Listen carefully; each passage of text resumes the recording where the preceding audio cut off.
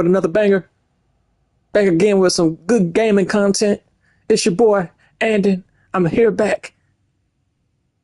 Got the audio together. Got my skills together. Got the gameplay together. And here's my build. A lot of people in the comments were asking about the build that I'm using to kick Gna's you know what? And here we go. With the axe, I got the Furious Maul for strength. Look at that, 94 strength. Then I got Hell's Touch, which comes out fast execution and gives a flinch of the boss, which I like. Interruption of attacks. Then I like Mist of Helheim, which is great passive damage. Look at that area of effect. And incredible frost damage. Now, let's go to the blades. I like Illuminous recovery handles for cooldown. With each flame whiplash, I get great cooldown to my relic and to my runic attacks. Next, we got Helo's flare, which is great for long range. Look how it covers so much distance. Imagine Gna across the battlefield thinking that she's okay, thinking that she's safe, thinking that she can't be touched. But she can be touched because Helo's flare does the job. Helo's flare does burn damage and covers great distance. Now we got Neiman Crush. Great burn damage as well and knockback ability. Let's move on to the Spear. The Spear, height of weightless recovery, great for cooldown. Once that Maelstrom skill gauge is fully charged, you'll see me switch over to the Spear, where each hit has a chance for a great and massive cooldown of the runic attacks and the relic. Then we got Hundra Charge, covers great distance. As Gna's across the battlefield, I close in on her and I make a flinch. Now we got this Windstorm, which is amazing. So amazing, so visually beautiful. As you see all those windstorms, Gna's going to get hit by those. Great passive damage and great visual effect. Now, let's go to the shield. Onslaught shield, which I love to do for closing in on Gna. Is great for breaking her guard. And when she goes backwards, when she dashes backward for her blue ring attack, I use this. All I gotta do is press L1 and it does the sprinting for me. So automatic sprinting, and it breaks Gna's guard when she does her infamous backward dash and ring attack. Her blue ring attack. You definitely need to break that or I will get one-shotted, which I do not like because the goal is to do a perfect win. The goal is not to be touched. The goal is to win without any scratches on me, for me to be doing the damage and not to receive any damage. Now let's move on to the Rod of Purification, which is great for strength. I really go for this for the strength, a boost on it. Now, Wrath is definitely amazing as I close in on Gna with either my axe, my blade, or my spear. Large amount of damage. Relic, you know it. The sword unleashes its power from the souls within. Imagine 7 swords is pursuing Gna. The homing effect of this attack is amazing. She could be across the battlefield, but she's not safe. As I press L1 and O and keep this the hilt of, I do not know how to pronounce that, but I do know how to spell SKOFNUNG. The spelling bee champ is me. Okay, let's go to the armor. A lot of people asking about my build, and here it is. I have Zeus armor for the chest piece. Then I have Berserker gauntlets. And then I have Belt of Radius. Okay, so Belt of Radius is good for that perfect dodge effect. I love dodging and creating like that realm shift. That's great for offense. Now for Berserker Gauntlets, this is good for each of my attacks has a chance. Each of my attacks has a luck ability to cool down my relic, because normally my relic I can only use it 240 seconds. What? So that is literally I can only use it one time in 4 minutes. This fight is going to last at the most 2 minutes and 30 seconds. But what I wanted to do is use this relic. So I'm able to use it in 2 minutes and 30 seconds about 3 to 4 times. But normally I will only be able to use it 4 times. Normally I will only be able to use it in 240 seconds, which that means normally I will only be able to use it 1 time in a 4-minute fight, but I'm going to use it at least 3 times in the fight I'm about to show you in 2 minutes and 30 seconds or less.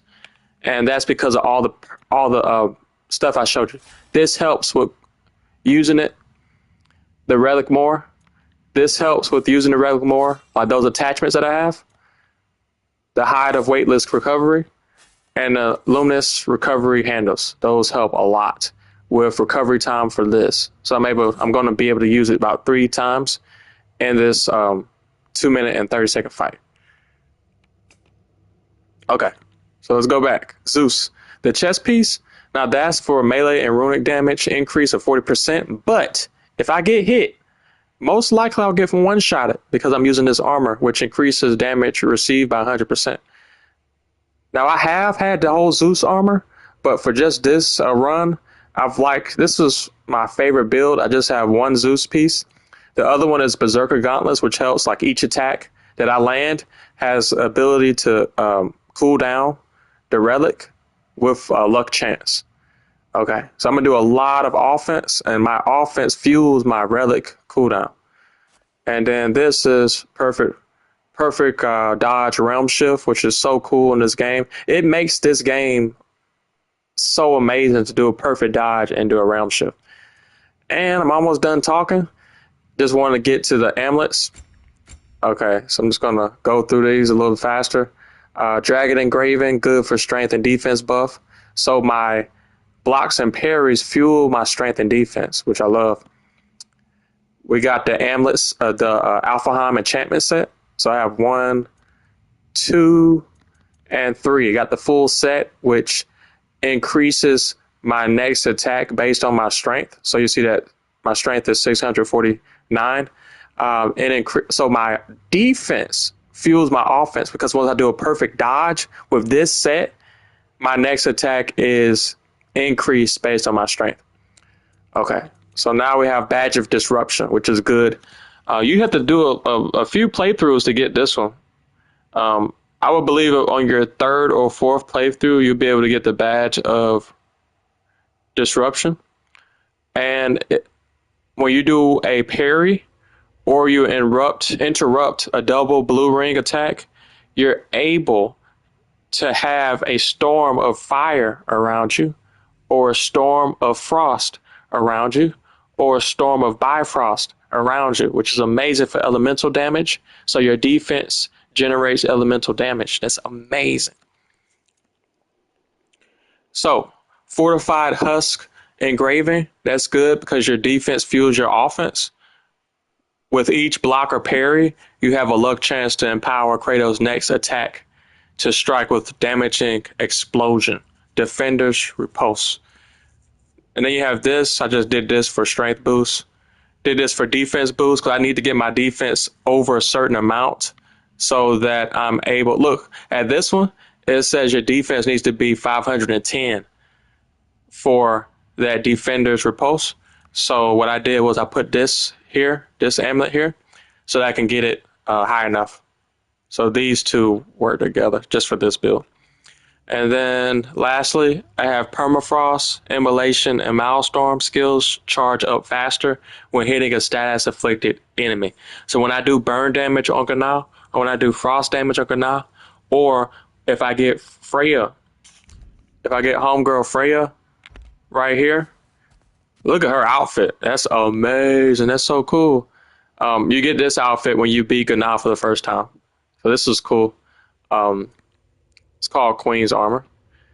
And then for Freya, just have these. Every 3rd runic arrow fires an additional 3 arrows, which is cool and very effective. So normally you can only do 4 arrows, right? But on your 3rd arrow, you do additional 3 arrows. So basically, instead of doing 4 arrows max, I could do 7 based on this perk. When using a runic summon, instantly refill all runic attacks and empower them for an extended duration.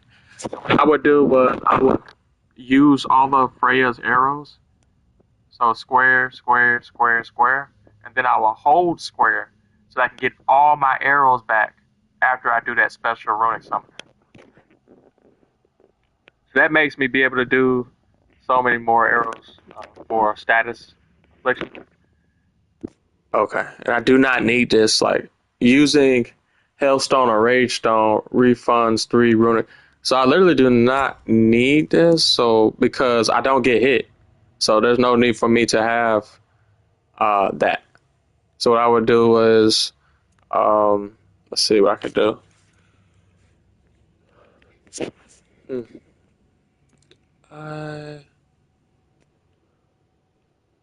I could do that. Sigil arrows. Okay, it's time to fight for real. All this talking, let's fight. Good. I'll see you pay for what you've done.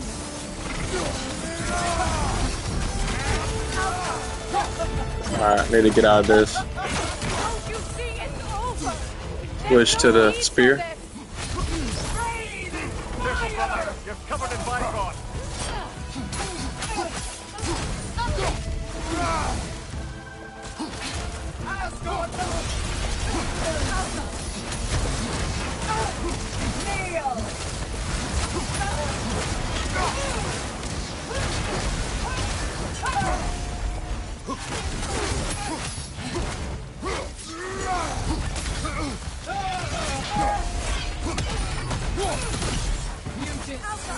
To be alone.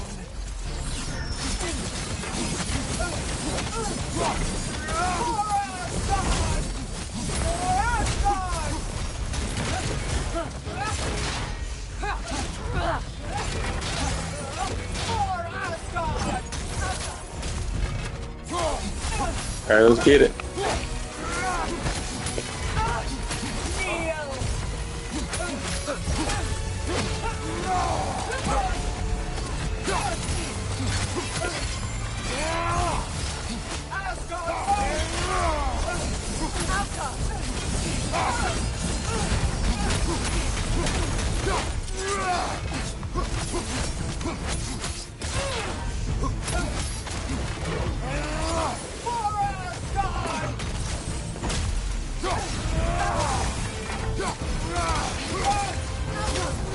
Yeah.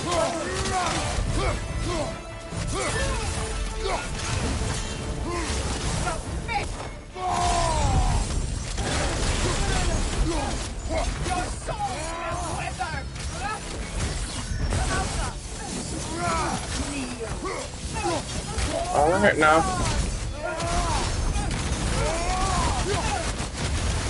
Hey! Ha ha! Who is the god of war? Yeah. Yeah. Look at all that. Look at my superpowers. Alright, let's go. Let's go. Let's go. Then I'm gonna do this. Great passive effect. I didn't even use that one time in the fight. I'm gonna do that next time. Wow. Okay. So, let's look at the difficulty. Give me God of War! For those who want the game as difficult as possible, God of War mode can only be selected when starting a new game at the start menu. Drop down below how I did. Drop down below in the comments what you think of this build. Drop down in the comments if you would try this build. Drop down in the comments if you played the game on Give Me God of War mode. And how was that experience? Let me know all of that in the comments. Thanks for watching. Signing out.